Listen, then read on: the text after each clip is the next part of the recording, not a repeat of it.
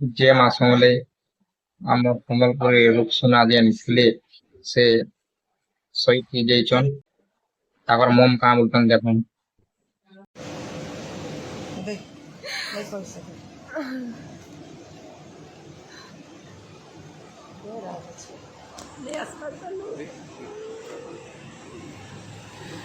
अस्सलाम वालेकुम, नमस्ते।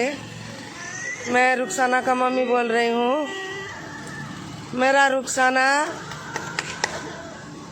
ख़त्म हो गई। जितने भी रुखसाना का चाहने वाले रुखसाना को कभी बख्शना नहीं, क्योंकि मनोज सर जब बुगा में रुखसाना के साथ खड़े हुए, रुखसाना वहीं पे थी, उसी टाइम ये सोचा रुखसाना कि